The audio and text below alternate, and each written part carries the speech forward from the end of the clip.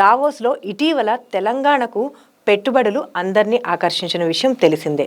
మరి దీనివల్ల తెలంగాణకి వచ్చే ప్రయోజనాలేంటో retired IAS officer Vijay Kumar garu స్టూడియోలో మనతో పాటు ఉన్నారు. ఆయన అడిగి తెలుసుకుందాం. దావోస్లో తెలంగాణకి వచ్చిన పెట్టుబడులతో ఏ ఏ రంగాలకు అనుకూలంగా ఉంటుందనుకుంటున్నారు? ఇప్పటివరకు వచ్చిన న్యూస్ బట్టి అనలైజ్ చేస్తే ఈ 2025 సంవత్సరంలో అందరూ కూడా డేటా సెంటర్స్ అనే వాటి మీద పెట్టుబడి పెట్టారు. 60,000 కోట్లు మీకు అమెజాన్ వెబ్ సర్వీసెస్. అమెజాన్లో 2 రకాలు ఉంటుంది. ఒకటేమో డెలివరీ, గ్రాసరీ డెలివరీ. మనం ఈ కామర్స్లో బట్టలు అవి ఇవి ఆర్డర్ చేస్తాం కదమ్మా, వాటిని డెలివరీ చేయడానికి what you call it supply chain management, అది ఒకటి ఉంటుంది అమెజాన్కి. ఇంకోటి ఏంటంటే Amazon is also basically into web services, cloud services.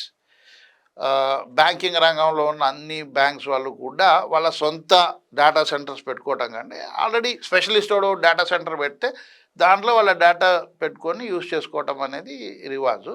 అలాగా 60,000 కోట్లు అమెజాన్ వెబ్ సర్వీసెస్కి వచ్చింది. తర్వాత టిల్మెన్ గ్లోబల్ అనే వాళ్ళు కూడా ఒక 10,000 కోట్లు పెడుతున్నారు. అది కూడా డేటా సెంటరే. ఓకే. చాలా కంపెనీ, కంట్రోల్ ఎస్ అని ఒక కంపెనీ ఉంది, వాళ్ళు కూడా డేటా సెంటరే పెడుతున్నారు. ఈ డేటా సెంటర్లో కొన్ని వేల కోట్లు పెట్టుబడి రావడం వల్ల ఉద్యోగాలు వస్తాయా అంటే రావు. ఒక 100 మెగావాట్ డేటా సెంటర్కి టిపికల్గా ఒక 25 ఉద్యోగాలు వస్తాయి. అక్కడ వచ్చే ఉద్యోగాలు కూడా హై పేయింగ్ ఉద్యోగాలు ఉండవు డేటా సెంటర్లో. డేటా సెంటర్ ఆపరేటర్ టిపికల్గా ఇంజనీరింగ్ చదివిన తర్వాత వాడికి ఒక 50,000 నెలకి అంతవరకే ఉంటుంది.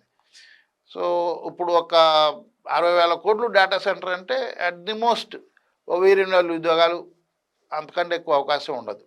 డేటా సెంటర్ కన్స్ట్రక్షన్లో బీహారు ఒరిస్సా కూలీలు కట్టడం అది వేరు.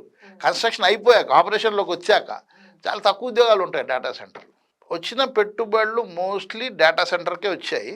ఇంకొక ఇంట్రెస్టింగ్ డెవలప్మెంట్ ఏంటంటే ఒక కంపెనీ సన్ పెట్రోకెమికల్స్ అనేవాళ్ళు పంప్ స్టోరేజ్ హైడ్రో పవర్, ఇది కొత్త కాన్సెప్ట్ అనమాట. ఏంటంటే సోలార్ అనేది రాత్రిపూట ఉండదు, సూర్యుడు రాత్రిపూట ఉండడు కదమ్మా.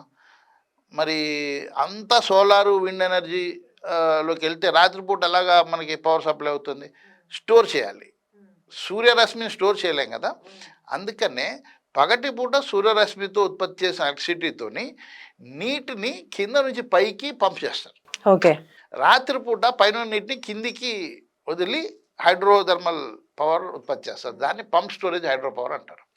ఈ సన్ పెట్రోకెమికల్ అనేవాళ్ళు ఒక 15,000 కోట్లు ప్రామిస్ చేశారు 3 ప్లేసుల్లో. మంచిర్యాల గోదావరి నది ఉంది కాబట్టి, భూపాలపల్లి కూడా గోదావరి నది ఉంది, నాగర్ కర్నూల్లో పంప్ స్టోరేజ్ ఎక్కడ ఏ లొకేషన్లో వస్తుందో తెలియదు, కానీ 3 ప్లేసెస్లో పంప్ స్టోరేజ్ హైడ్రో పవర్కి పెట్టడం జరిగింది.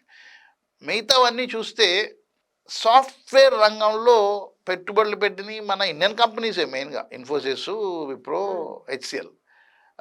ఇక్కడ ఉద్యోగాలు వచ్చే ఛాన్స్ ఉంది. ఇన్ఫోసిస్ వాళ్ళు 17,000 ఉద్యోగాలు వస్తాయని వాళ్ళు ప్రామిస్ చేస్తున్నారు. హెచ్సిఎల్ అండ్ విప్రో వాళ్ళు తలా 5,000 ఉద్యోగాలు, అంటే ఒక 27,000 ఉద్యోగాలు ఈ సాఫ్ట్వేర్ కంపెనీస్ వల్లే వస్తున్నాయి. 16 పెద్ద కంపెనీలు సార్ 1,78,000 కోట్ల పెట్టుబడులు పెడుతున్నారని సీఎం రేవంత్ రెడ్డి గారు అన్నారు. మరి వీళ్ళందరూ కూడా ఇండస్ట్రీస్ పెట్టడానికి ఇంట్రెస్టింగ్గానే ఉన్నారా లేదా? డేటా సెంటర్కి ఎవరైతే కమిట్ చేశారో ఫండ్స్, ఆ డేటా సెంటర్లు ఖచ్చితంగా హైదరాబాద్ చుట్టుపక్కల వస్తాయి. ఎందుకు వస్తాయి అంటే పలానా వాళ్ళు ముఖ్యమంత్రిగా ఉన్నారనో ఆ పొలిటికల్ రీజన్స్తో రావు ఇవి. హైదరాబాద్ అనేది ఏంటంటేనమ్మా సీస్మిక్, అంటే మీకు గతంలో మీకు గుర్తుందో లేదో మహారాష్ట్రలోకి ఎర్త్క్వేక్ వచ్చింది. లాతూర్, ఉస్మానాబాద్ వినుంటారు, న్యూస్ పేపర్లో చదివి ఉంటారు, అన్ని ఇళ్ళు కూలిపోయి. So Maharashtra is a seismic zone.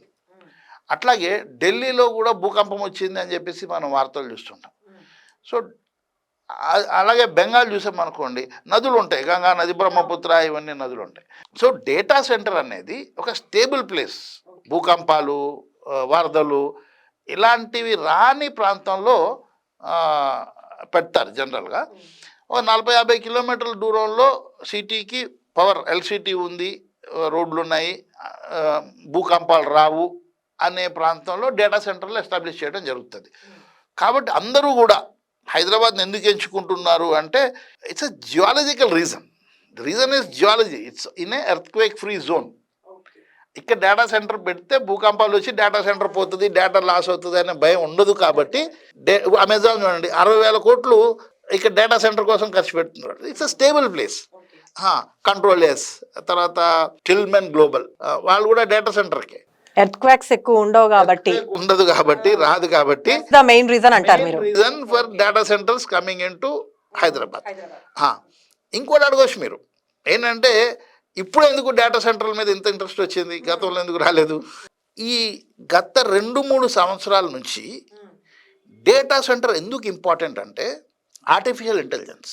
Okay, artificial ఇంటెలిజెన్స్కి అవసరమైంది ఏంటంటే ఇంతకుముందు ఏంటంటే హ్యూమన్ ఇంటెలిజెన్స్. సాఫ్ట్వేర్ రంగంలో మనిషి నేర్చుకొని కోడింగ్ చేసి కంప్యూటర్ ప్రోగ్రామ్స్ తయారు చేయడం అనేది పాత పద్ధతి ఐటీ రంగంలో. ఆర్టిఫిషియల్ ఇంటెలిజెన్స్ అని వచ్చిన తర్వాత కొత్త పద్ధతి ఏంటంటే మెషిన్కి ప్రోగ్రామింగ్ నేర్పించడం. ఓకే, మనిషి కోడింగ్ చేయడు, మెషిన్ చేస్తుంది. మెషిన్ అల్గోరిథం నేర్చుకుంటుంది. ఇది మెషిన్ నేర్చుకోవాలి అంటే మెషిన్కి ఒకసారి 2 సార్లు, అది మనిషి కాదు కదమ్మా, ఒకసారి 2 సార్లు చెప్తే అర్థం కాదు. కొన్ని లక్షల సార్లు ఒకే దాన్ని రిపీట్ చేస్తాడు, అది ఒకే దాన్ని చూస్తూ ఇంప్రూవ్ అవుతూ వెళ్తుంది మోడల్. ఒక చిన్న ఉదాహరణ చెప్తామా నేను.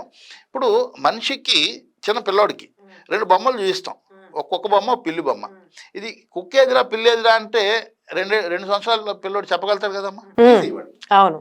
అదే ఆర్టిఫిషియల్ ఇంటెలిజెన్స్ మెషిన్ చెప్పాలి అంటే మెషిన్ కొన్ని లక్షల కుక్క బొమ్మలు చూసి ఉండాలి. అది ఆ కుక్క బొమ్మలు కనీసం 1 కోటి కుక్క బొమ్మలు చూసిన తర్వాత మెషిన్కి 99.99% పర్ఫెక్షన్ వస్తుంది. సో ఈ పర్ఫెక్షన్ కోసము ఈ మోడల్ని ట్రైన్ చేయడానికి చాలా డేటా అవసరం అవుతుంది. ఓకే, ఆ డేటా రిక్వైర్మెంట్ హెవీగా వస్తుంది కాబట్టి ఆర్టిఫిషియల్ ఇంటెలిజెన్స్ వల్ల అన్ని కంపెనీలు కూడా ఎర్త్క్వేక్ ఫ్రీ జోన్లో పెద్ద పెద్ద డేటా సెంటర్లు ఇప్పుడు పెడుతున్నారు. అంతేగాని nothing to do with politics. అటు ఏపీ నుంచి సీఎం చంద్రబాబు కూడా దావోస్ టూర్కి వచ్చారు. మరి ఏపీకి వెళ్ళడానికి ఎందుకని ఇండస్ట్రీస్ కానీ కంపెనీస్ కానీ ఎందుకని ఇంట్రెస్ట్ చూపించడం లేదు? అమ్మ అంటే ఆంధ్రప్రదేశ్ కొత్తగా ఏర్పడిన రాష్ట్రం. తర్వాత వాళ్ళకి ఎలక్ట్రిసిటీ పవర్ ప్రొడ్యూస్ చేయడానికి అవసరమైన బొగ్గు నిక్షేపాలు లేవు. మనకి సింగరేణి ఉన్నట్టుగా వాళ్ళకి ఆ బొగ్గు నిక్షేపాలు అనేవి లేవు. పెద్ద ఎత్తున సోలార్ కానివ్వండి, తర్వాత హైడ్రో పవర్ కానివ్వండి, వాళ్ళు ఏర్పాటు చేసుకోవడానికి టైం పడుతుంది. ఇంకా కొన్ని సంవత్సరాలు పడుతుంది వాళ్ళకి. ఇప్పుడిప్పుడే మొదలుపెట్టారు పంప్ స్టోరేజ్, హైడ్రో పవర్ అట్లాంటివి వాళ్ళు ఆల్రెడీ స్టార్ట్ చేశారు. కర్నూలు దగ్గర ఒకటి కొత్తగా వచ్చింది. సో వాళ్ళకి electricity situation, energy situation stable అయ్యి పవర్ అవైలబిలిటీ ఉంది అనే కాన్ఫిడెన్స్ వచ్చే వరకు కూడా ఇంటర్నేషనల్ కంపెనీస్, పెద్ద పెద్ద కంపెనీలు పెట్టుబడులు పెట్టడానికి అంతగా ఉత్సాహం చూపించలేకపోవచ్చు. ఈ పరిస్థితి ఎప్పుడైతే వీళ్ళ పవర్ సిచ్యువేషన్, ఎలక్ట్రిసిటీ ఇది స్టేబుల్ అవుతుందో, వాళ్ళు ప్రొడ్యూస్ చేయగలుగుతారో, అప్పుడు డెఫినెట్గా ఆంధ్రాలో కూడా పెట్టుబడులు వస్తాయి. ప్రస్తుతం రియల్ ఎస్టేట్ భూమి అంతా బాగా తగ్గిపోయిందని చెప్పేసి బయట అంతా ప్రచారం జరుగుతుంది. మరి ఇలాంటి మూమెంట్లో ఈ దావోస్ టూరు ఏ విధంగా మనకి ఉపయోగపడుతుంది అంటారు? అమ్మ, దావోస్ టూర్లో మనకి పెట్టుబడులు పెట్టిన ఇంటర్నేషనల్ కంపెనీలు పెద్దగా ఏం లేవు. అందరు మన వాళ్ళే మెయిన్గా, ఎక్సెప్ట్ అమెజాన్. మీరు అన్న టిల్మెన్ గ్లోబల్ కూడా అది ప్రమోటర్ మన ఇండియనే, సంజీవ్ అహూజా అని చెప్పేసి. Started this in New York. So అతను ఇండియనే. మీకు రియల్ ఎస్టేట్ రంగం మీద డావోస్లో వచ్చిన ఈ పెట్టుబడులు, ఈ ఒప్పందాల వల్ల రియల్ ఎస్టేట్ రంగం ఇంప్రూవ్ అవుతుందా లేదా అనేది మీ ప్రశ్న. ఎంప్లాయ్మెంట్ అనేది డేటా సెంటర్ వల్ల ఏం రాదు. అట్ ది మోస్ట్ ఒక 100 మెగావాట్ డేటా సెంటర్కి 25 ఉద్యోగాలు వస్తాయి, అంతకంటే ఎక్కువ రావు. సో దాంతో రియల్ ఎస్టేట్ రంగం ఇంప్రూవ్ అవుతుంది అని చెప్పలేం. ఒక పాజిటివ్ ఆస్పెక్ట్, రియల్ ఎస్టేట్ రంగం అభివృద్ధి చెందడానికి పాజిటివ్గా ఉన్న పెట్టుబడి ఏంటంటే ఇన్ఫోసిస్ వాళ్ళు పోచారంలో, మన ఉప్పల అవతల సింగపూర్ టౌన్షిప్ ఆ క్యాంపస్లో 17,000 ఉద్యోగాలు కొత్త ఇస్తామంటున్నారు. కాబట్టి అక్కడ ఉద్యోగాలు వచ్చిన వాళ్ళకి ఆ ఏరియాలో పోచారము, సింగపూర్ టౌన్షిప్ ఆ ఏరియాలో రియల్ ఎస్టేట్కి కొంత ఛాన్స్ ఉంటుంది. గతంలో కూడా బీఆర్ఎస్ ప్రభుత్వం దావోస్కి వెళ్ళింది. అప్పుడు దాదాపు 40 కోట్ల దాకా తీసుకొచ్చింది పెట్టుబడులు. ఇప్పుడేమో ఈ కాంగ్రెస్ ప్రభుత్వం ఏకంగా 1,78,000 కోట్లు అంటుంది. మరి అప్పటికిప్పటికి ఏంటి సార్ డిఫరెన్స్? ఇంత పెద్ద ఎత్తులో రావడానికి ఇన్వెస్ట్మెంట్స్ ఏంటి, కారణం ఏంటి? I don't see a political reason in this. Basically, last 4-5 years నుంచి ఎక్కువగా సాఫ్ట్వేర్ రంగం అనేది ఎక్కువ ప్రపంచంలో ఎక్కడైనా కానీ IT allied services, IT solutions, దాని మీద ఎకానమీ నడిచింది. ఓన్లీ గత 1-2 ఏళ్ల నుంచి మాత్రమే మనం ఆర్టిఫిషియల్ ఇంటెలిజెన్స్ గురించి మాట్లాడుతున్నాం. ఎప్పుడైతే ఏఐ అనేది వస్తుందో అప్పుడు డేటా అవసరం. ఇప్పుడు వచ్చిన పెట్టుబడులు ఎక్సెప్ట్ 1-2 ఏదో మసాలా కంపెనీ వచ్చింది, మసాలా దినుసులు తయారు చేసుకునే కంపెనీ ఏదో వచ్చింది చిన్నది, దాన్ని వదిలేస్తే పంప్ స్టోరేజ్, హైడ్రో పవర్, అది సోలార్, అది రెన్యూవబుల్స్, అది వదిలేస్తే మిగతా అన్నీ కూడా డేటా సెంటర్సే.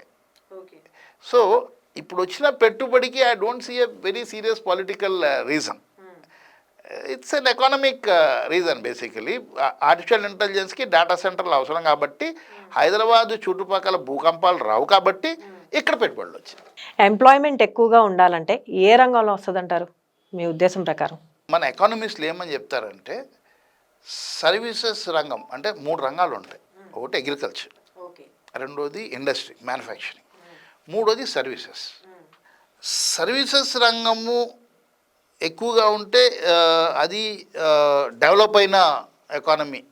మ్యానుఫ్యాక్చరింగ్ కానీ అగ్రికల్చర్ కానీ ఉంటే అది అంటే నాట్ సో డెవలప్డ్ అనే ఒక కాన్సెప్ట్ ఉంది. కానీ ఎకనమిస్టులు ఆల్వేస్ రైట్ కాదమ్మా. ఏంటంటే ఎప్పుడైతే ఆర్టిఫిషియల్ ఇంటెలిజెన్స్ అనేది వచ్చిందో, మెషిన్ లెర్నింగ్ అనేది వచ్చిందో, సర్వీసెస్ రంగంలో మ్యాన్ పవర్ ఉద్యోగాలు అనేవి తగ్గడానికి అవకాశం ఉంది. నార్మల్ ఇంతకుముందు 100 మంది చేసే కోడింగ్, ప్రోగ్రామింగ్ పని ఒక రోబో చేస్తుంది. ఏఐలో ఒక ఏఐ మోడల్ని మనం ట్రైన్ చేస్తే మోడల్ చేసుకుంటూ పోతుంది. కానీ మ్యానుఫ్యాక్చరింగ్ కానివ్వండి, అదేవిధంగా అగ్రికల్చర్ కానివ్వండి, ఈ రంగాల్లో మనకి ఉద్యోగాలు పెరిగే అవకాశం ఫ్యూచర్లో చాలా ఎక్కువగా ఉంటుంది. ఉదాహరణకి యూరోపియన్ దేశాల్లో మీరు స్టీల్ అమ్మాలి అంటే వాళ్ళు ఈ బొగ్గు, డీజిల్ ఎలాంటి ఇంధనాలతో తయారు అయిన స్టీల్ వాళ్ళు కొనుక్కోవడం లేదు. They talking about green steel. Green steel అంటే కంప్లీట్గా ఫాజిల్ ఫ్యూయల్స్ లేనివి, బొగ్గు కానీ పెట్రోలియం ఫ్యూయల్స్ కానీ లేకుండా తయారైన స్టీల్ మాత్రమే వాడతాము అని యూరోపియన్ దేశాలు అంటారు. అంటే ఏంటి? సోలార్ ఎనర్జీ, విండ్ ఎనర్జీ ఇట్లాంటి వాటితో ఉత్పత్తి అయిన స్టీల్ మాత్రమే పనికొస్తుంది. ఓకే. సో ఆ విధంగా మ్యానుఫ్యాక్చరింగ్ రంగంలో గ్రీన్ స్టీల్ లాంటి ఉత్పత్తులు అన్నప్పుడు సోలార్ రంగం పెరుగుతుంది. సోలార్లో జాబ్స్ రావడానికి చాలా అవకాశం ఉంటుంది. అదేవిధంగా సిమెంట్ ఇలాంటి మెటీరియల్స్ కూడా, కన్స్ట్రక్షన్ మెటీరియల్స్కి అవసరమైనది కూడా గ్రీన్ ఎనర్జీ. ఆ గ్రీన్ ఎనర్జీలో చాలా జాబ్స్ పెరిగే అవకాశం ఉంటుంది. ఆ దిశగా మన వాళ్ళు ఎవరు కూడా, మన యూనివర్సిటీస్ కానివ్వండి, మన కాలేజెస్ కానివ్వండి, మన సిలబస్లు మారలేదు. కాబట్టి అలాంటి న్యూ ఎకానమీ, గ్రీన్ ఎకానమీకి మనం ఇంకా తయారుగా లేము. అలాంటి ఉద్యోగాలు మనం పొందుకోవడానికి ఇంటర్నేషనల్గా మన పిల్లల్ని మనం తర్ఫీదు చేయటం లేదు. మూడోది ఎక్కడ ఉద్యోగాలకు అవకాశం ఉంటుంది అంటే కెమికల్ బేస్డ్ అగ్రికల్చర్ వల్ల న్యూట్రిషన్ తగ్గిపోయి, సాయిల్ ఫెర్టిలిటీ అనేది తగ్గిపోయి, ఆహార ఉత్పత్తులు పడిపోవడమే కాకుండా ఉత్పత్తి అయిన ఆహారంలో న్యూట్రిటివ్ వాల్యూస్ కూడా పడిపోతున్నాయని చెప్పేసి అందరూ ఇప్పుడు గ్రహించారు. So back to improving the soil. Chemical fertiliser కాకుండా సాయిల్ని సహజ పద్ధతుల్లో, సాయిల్లో నేలలో సారాన్ని పెంచటము, ఆర్గానిక్ ఉత్పత్తులు, దానికోసం ఇప్పుడు 8 బిలియన్ పాపులేషన్ ఉంది ప్లానెట్ మీద. ఇంకో 2 బిలియన్ పెరిగితే 10 బిలియన్ పాపులేషన్ అయితే వీళ్ళందరికీ కూడా న్యూట్రిటివ్ ఫుడ్ వితౌట్ కెమికల్ ఇవ్వాలి అంటే ఆ రంగంలో కూడా చాలా ఎంప్లాయ్మెంట్ వచ్చే అవకాశం ఉంటుంది. సో సర్వీసెస్ అనేది ఈ AI, artificial intelligence, machine learning అనేది వచ్చినప్పుడు సర్వీసెస్ రంగంలో జాబ్స్ అంతగా పెరిగే ఛాన్స్ ఉండదు. సో చూశారుగా, ఇది విజయ్ కుమార్ గారి ఒపీనియన్.